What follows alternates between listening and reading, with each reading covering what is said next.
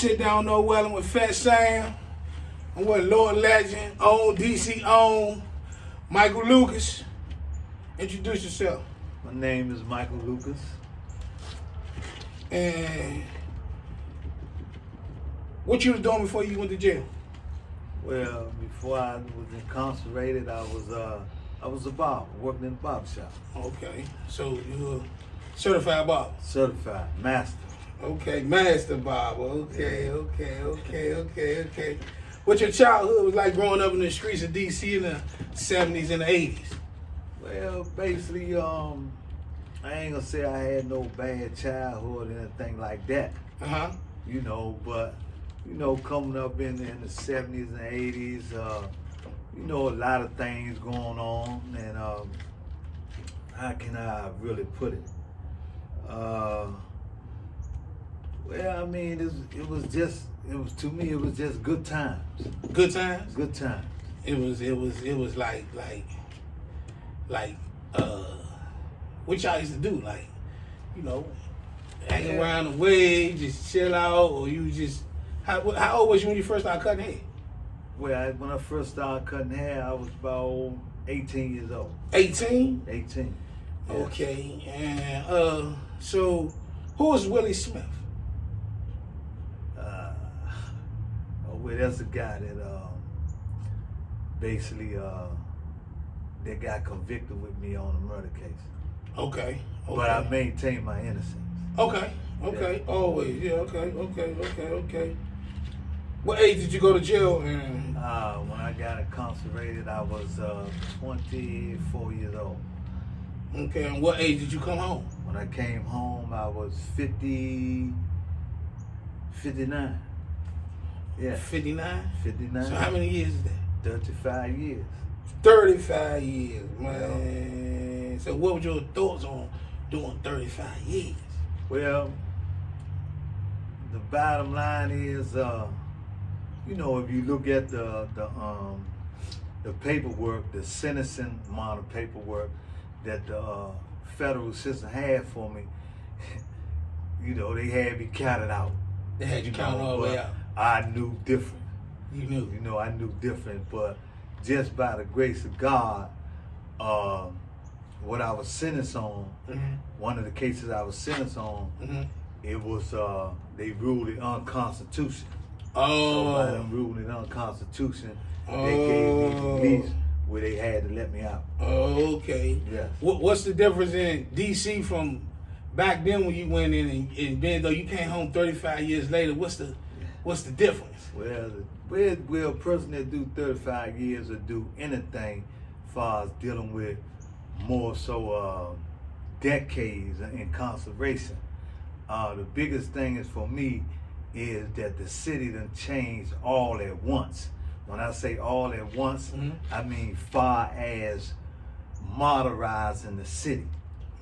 So if a person been incarcerated that long, it's gonna have to take them at least 5 years to even get used to what's going on in the city, or more so get back familiar with everything. Right. It take time. It's like you's an infant baby just being born again.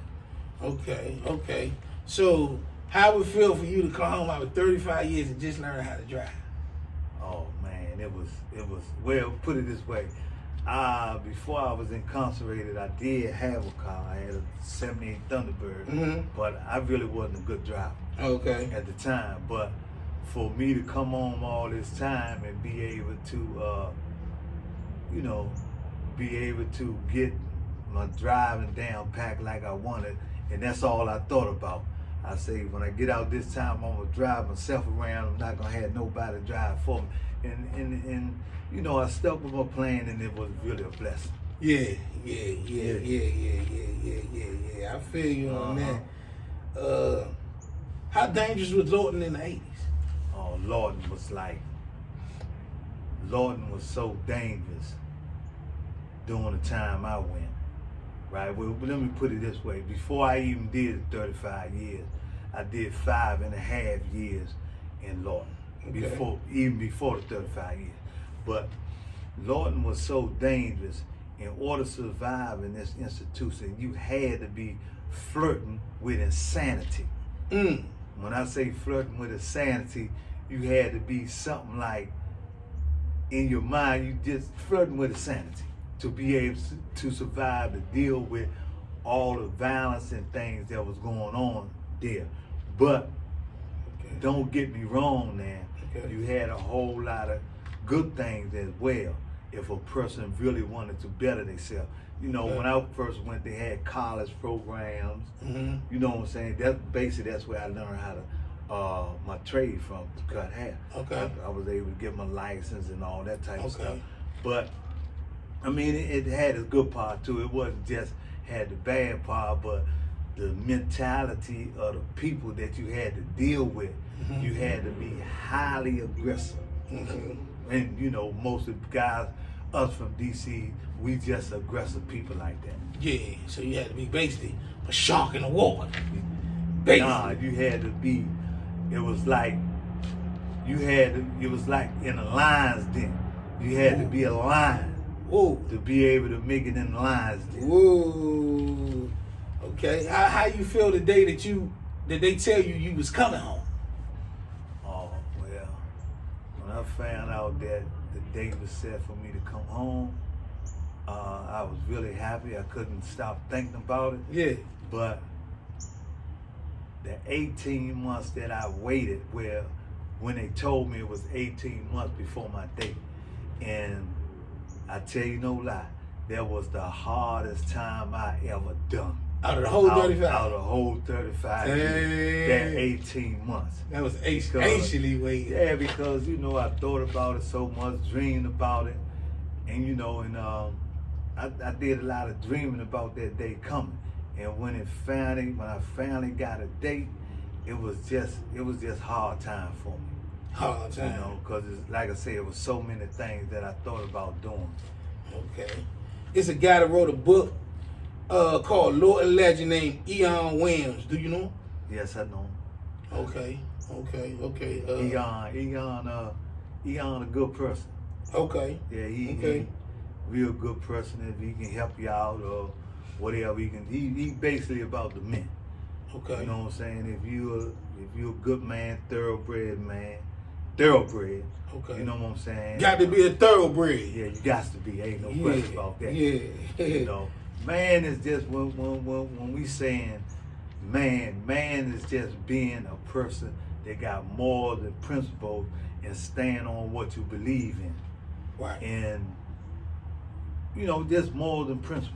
Right. You know, just like a priest. You know, where a priest abide by the rules of the Bible. Right. So us as men that's from the street, we abide by an unwritten rule. And that unwritten rule means that you gotta have morals and principles and be a 100% man. So that's what, when we say being a man, is being about the mind. Right. And in modern days, it's 10 toes down. Yeah. You hear me? 10 toes down. So what was the first thing you want to do when you came home?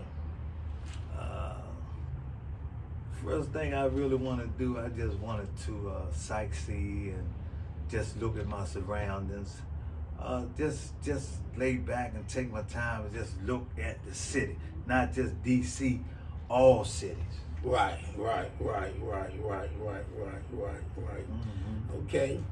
What made you start writing your first book? Well, but tell you the truth, when I was about 14 years old, I started writing a book, and I just knew I could write. When I first, my mentor, a couple of them was Sidney Seldom, James Patterson, Donna Gorn, Iceberg Slim.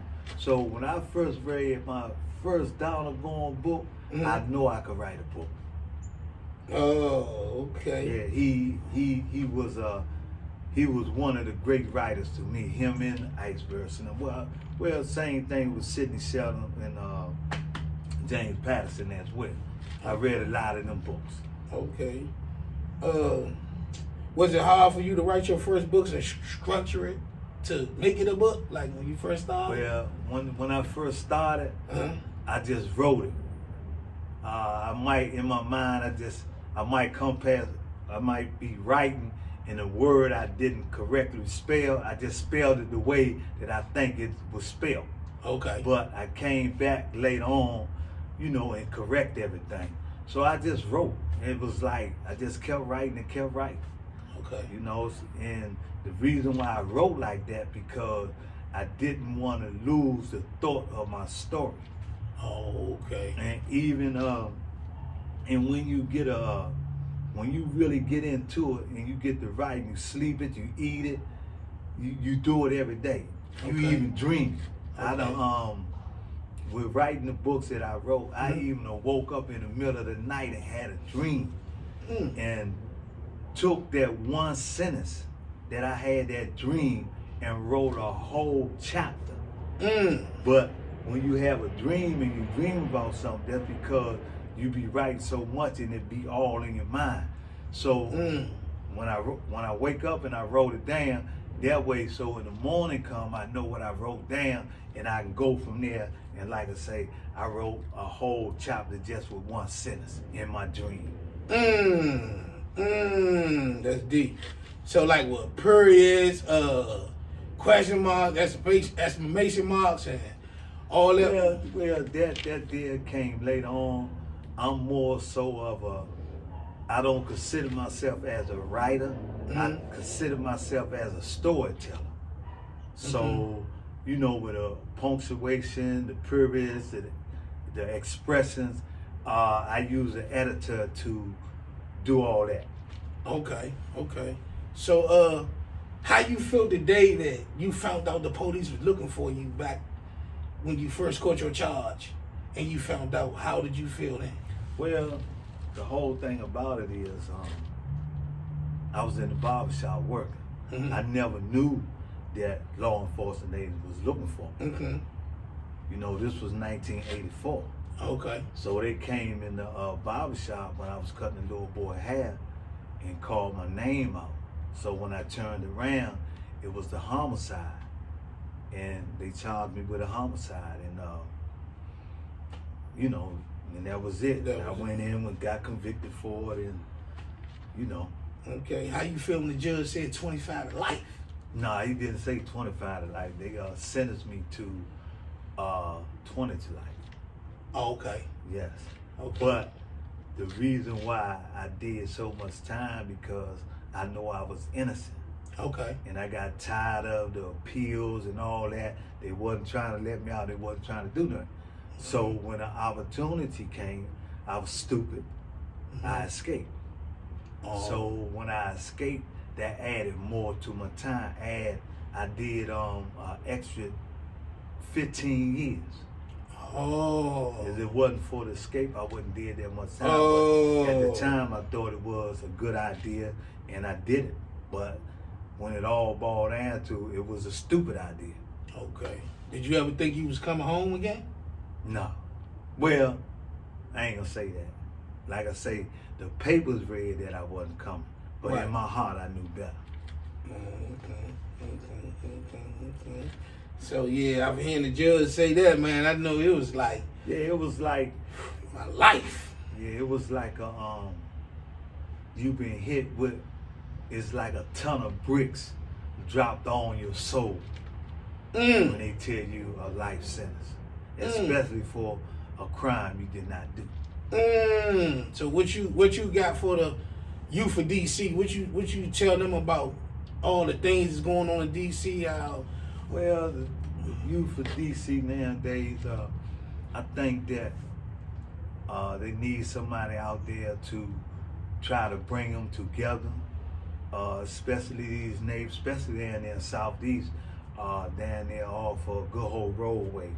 Down that way, they really need help down there because, there's so many kids getting killed for no reason at all. But where you don't supposed to have a reason to kill a kid, no way. Right. Bottom line. But the thing about it is they need that sanity for the kids. As far as like they need to give them something. They need to find out what they like.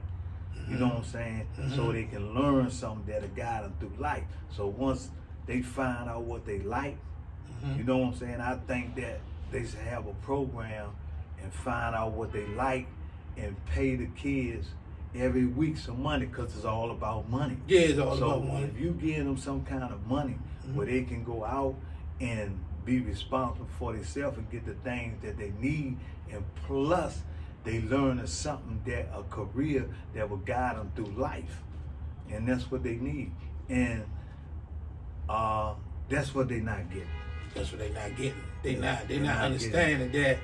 Really, like you said, the truth was really it's all about money. It's all about all that is happening is about some type of money or something that a person can't have that a person want. And you know, me being a at-risk youth, you know, I went through hard times in life, you know, and you know, and I always heard, like, knowing you my big brother, I always heard the story, you know what I'm saying? And sometimes I think when your older siblings is certified as like a gangster or some type of way, I think when you're young, it kind of make you act that way because of you feel you're akin to this person, and this is their reputation. See what it is with us from Washington D.C. We don't get the right guidance.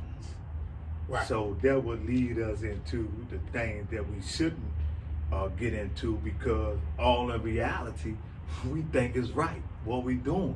In our mind we think it's right, but it's not right. You know what I'm saying? It's the things that we've been surrounded around in our life coming up as a kid. And this is what we learn. So if we surrounded by this and this is what we learn, you know what I'm saying, we gonna think it's right. Because I ain't gonna tell you no lie. I thought breaking the law was the right way to make it in life. You know what I'm saying? Because I was never really, I ain't gonna say I wasn't taught better, but I just thought it was the right way. And that's how I got caught up in a life of crime. You know, certain things anyway. Because I understand now, like, in life, you know, growing up, you know, we consider this, what we call people our old heads, our OGs and this. They told us how to do all the wrong things. They never told us about credit. They never told us about things that we can really supposed to need. They told us about put the money in the shoebox. They ain't tell us about life insurance. They ain't tell us about, we was told all the wrong things. So, you know, when I'm learning as I got older about these things, you know, and sometimes it feel like a whole lot of time was wasted. If I would have known then what I knew now, but like when you're a product of your environment and what's going on, you got to be the best at what's going on. See, it's like this, Sam, right? Like you say, we didn't learn about credit. We didn't learn about working a job and building credit. And, you know, you ask yourself, right? If you working and you build your credit up, you know what I'm saying? You can go to a bank and ask them for some money, they'll give it to you. So it's stupid to even, you know, we didn't know things, but it's stupid to even try to rob a bank when you can build up your credit and go to them and they'll give you what you want. And shake their hand and leave with the money. Same thing. So basically, you know, that's what I'm trying to say is, you know, it sometimes things don't pay. It's just be the lifestyle that a person live that they be fascinated about. I mean, I read one time in a book, you know what I'm saying, that where the author said, you know, he did incarceration 3 years incarceration, and he had maybe 50,000 saved up, you know, for the 3 years he did. And he said that a person worked for 1 year at a car wash could have that. That's deep. So what that tell you? That's real. So talk about your books, man. Let them know about your books, man. Start on, you know, the Black Maria. First of all, the first one is Black Maria. It was my second book that I wrote. The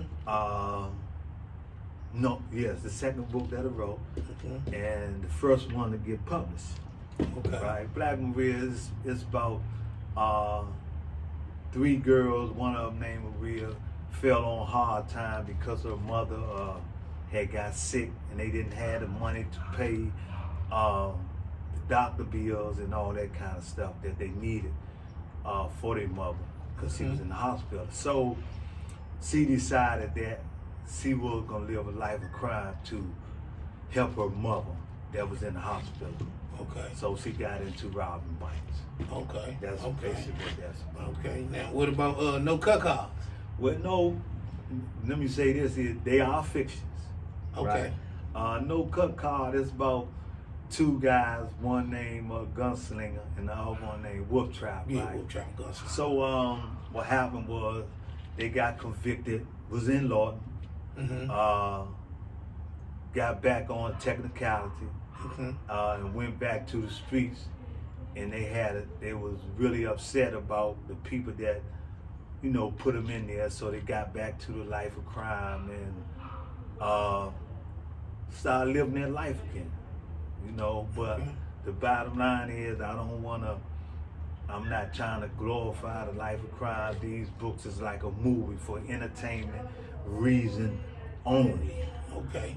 You know, and that's what they're about. Okay. So, I mean, they both were good books. That was my very good books. I read them. That was my second book I wrote, No Cut Card. Okay. But I do have a 3rd book coming out called Blue Eyes. Well, Blue Eyes, I called it Blue Eye Gangster, but I changed the name because I say enough of the gangster stuff. Right. So that was my first book I ever wrote. Okay. Right. Okay. And I'll be coming out with that very soon. Okay. And tell them where they can go get the books at.